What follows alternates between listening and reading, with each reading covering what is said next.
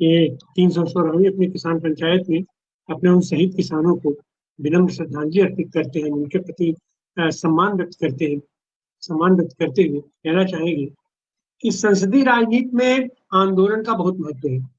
आंदोलन का महत्व मतलब जो मोबिलाइजेशन है, जो जन चेतना जागृत करना होता है, लेकिन उसका असर भी पड़ा है। इतने लंबे किसान आंदोलन का ही परिणाम शायद रहा है कि इस बार कमोबेश सारी पार्टियों ने, और इंडिया गठबंधन की तो लगभग सभी पार्टियों ने, और उसमें सीपीएम खास करके और कांग्रेस भी बड़ी शिद्दत के साथ, और ये समाजवादी पार्टी का भी घोषणा पत्र आया है, इन सारे लोगों ने शिद्दत के साथ किसानों की जो अब तक की मांगे थी हमारी, उन सारी मांगों को, लगभग सारी मांगों को बड़े ही वरीयता के साथ उसको स्थान मिला है। लेकिन संसदीय राजनीति में केवल घोषणा पत्रों में स्थान दे देने का मतलब नहीं बनता है। और खास करके भारतीय जनता पार्टी जैसा जुमलेबाज पार्टी जब इसको पूरा कहती है तो जुमला है, ये तो होता रहता है, तो उस पर कितना विश्वास किया जाए, क्या किया जाए, अविश्वास का माहौल इन लोगों ये लोग पैदा कर देते हैं। लेकिन मतलब तो है उसका, असली मतलब तो ये बनता है कि संसद के अंदर हमारी बात उठेगी कि नहीं उठेगी, हमारे मुद्दों की बात उठेगी कि नहीं उठेगी। अब जैसे भारतीय जनता पार्टी आज की तारीख में बहुत कहती है कि मैंने तो किसानों को बीमा दे दिया, मैंने किसानों को इतना पैसा दे दिया। अच्छा, सच बातें हैं कि जो वास्तविक चीज है बीमा की, ये ये फसल बीमा हुआ, किसान बीमा हुआ, इसका लाभ ही किसे देते हैं? इसका लाभ है निश्चित रूप से अपने कारपोरेट को देते हैं।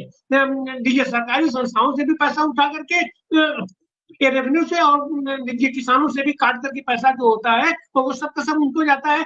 किसानों की फसल नुकसान होता है तो उसका बीमा कहाँ उनको मिलता है, और उसमें कितनी टेक्निकलिटी लगा दी जाती है कि उसका लाभ किसानों को नहीं मिल पाता है। तो सच बात तो यह है, असली बात तो यह है, मुद्दा तो यह है।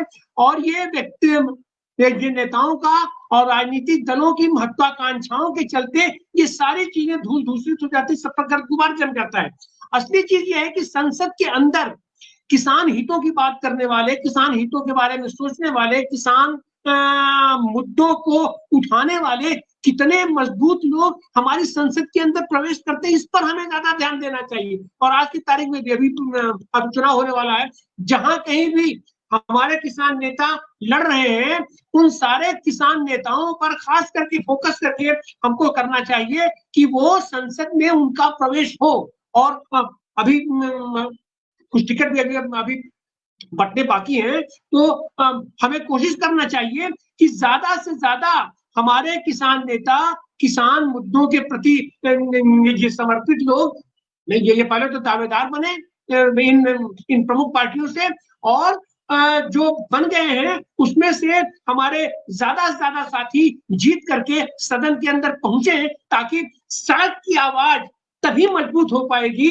सड़क पर हमारा आंदोलन की आवाज तभी मजबूत हो पाएगी जब हम सदन के अंदर भी उतनी ही मजबूती के साथ अपनी बात को उठा करके रख पाएंगे और वहां पर प्रस्तुत कर पाएंगे। और तब हम, जब संसद में हमारी आवाज उठेगी, तब हम सड़क की आवाज उस पर, जब हम उसको ताकत देंगे तो किसानों की बात, किसानों का मुद्दा निश्चित रूप से प्रमुखता के साथ आगे बढ़ पाएगा। और उसका कारण आज की तारीख में यही रहा है। इस सड़क पर तो हम आंदोलन करते रहे, हम उसको मजबूती के साथ रखा, लेकिन हमारी आवाज को सदन में उस तरीके से नहीं रखा जा सका।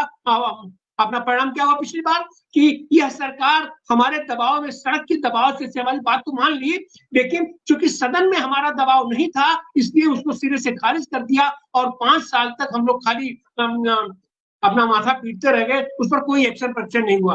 तो आज ये 316वीं किसान पंचायत खास करके यह भी अपने आप में बहुत घटना है कि हम किसी आंदोलन को इतनी शिद्दत के साथ, गंभीरता के साथ हम उसका प्रतिनिधित्व करते रहते हैं, तो हमको सदन में अपने लोगों को ज्यादा से ज्यादा भेजने के बारे में फिलहाल हमें प्रयास करना चाहिए। धन्यवाद जी। बहुत बहुत शुक्रिया। किसान आंदोलन में ये बात लगातार होती रही, लेकिन संयुक्त किसान मोर्चे ने बिल्कुल स्पष्ट अपनी राय रखने का काम किया है कि हम लोग भाजपा को बेनकाब करेंगे, उसको विरोध करेंगे, उसको दंडित करने का करेंगे। और ये अभियान पूरे देश में चल रहा है। कुछ साथी हमारे जो ज्यादातर महापंचायतों में रहते थे, डॉक्टर राजा राम सिंह जी, वो हमारे बीच में आज इसलिए नहीं है क्योंकि वो चुनाव लड़ रहे हैं। 8 तारीख को वो नामांकन कर रहे हैं, मैं वहां पर जाने वाला हूँ। और भी साथी हैं जो चुनाव लड़ रहे हैं, और हम उम्मीद करते हैं कि किसान उन्हें पूरी ताकत देने का काम करेंगे। आज की इस पंचायत के अंदर जो हम शहीद किसानों की स्मृति में करते हैं, तो 24 किसान जो मुल्ताई में 12 जनवरी 1998 को शहीद हुए, इसके बाद में मंदसौर के अंदर 6 किसान शहीद हुए, और इसके साथ में पूरा 380 दिन का जो आंदोलन चला उसमें 750 किसान जो शहीद हुए। अभी शुभकरण जो है उन्हें गोली मारी गई। लगातार किसानों की शहादत का सिलसिला जारी है। किसान एकजुट होकर के तमाम किस्म के राज्य के दमन के बावजूद अपना संघर्ष उसने जारी रखा हुआ है। राजनीतिक चेतना जितना ज्यादा बढ़ती चली जाएगी, किसान उतना ज्यादा हिस्सा अपना पा सकेंगे। ये एक मोटी समझ है सभी किसान संगठनों की। हम लोग अपील करना चाहते हैं, जो भी हमारे दर्शक हैं, जिन किसानों तक हमारी बात पहुंची है, कि आज आपने मध्य प्रदेश के जो किसान नेता थे, सागर से अविनाश श्रीवास जी जुड़े हुए थे, हमारे साथ में संदीप ठाकुर जी जुड़े हुए थे, सागर से, रीवा से इंद्रजीत सिंह जी जुड़े हुए थे, और शिव सिंह जी हमारे साथ में जुड़े हुए थे। इंदौर से हमारे साथ में रामस्वरूप मंत्री जी जुड़े हुए थे। अशोक तिवारी जी हमारे साथ में जौरा से, मुरैना से हमारे साथ में जुड़े हुए थे। अलग अलग अंचलों के साथी जो हमारे साथ जुड़े थे। और अभी आपने सुना था मेधा पाटकर जी को, जो नर्मदा के इलाके से जुड़ी थी। हनानदा तो अभी दिल्ली से जुड़े हैं, लेकिन मूल तौर पर तो आप बंगाल से आते हैं। इंद्रजीत भाई जो है हरियाणा से आते हैं। और हमारे साथ में प्रफुल्ल सामंत राजी उड़ीसा से हमारे साथ में जुड़े थे। और उत्तर प्रदेश के एक लोगों के एक मन में जो विचार है, वो डॉक्टर आनंद प्रकाश तिवारी जी ने रखा।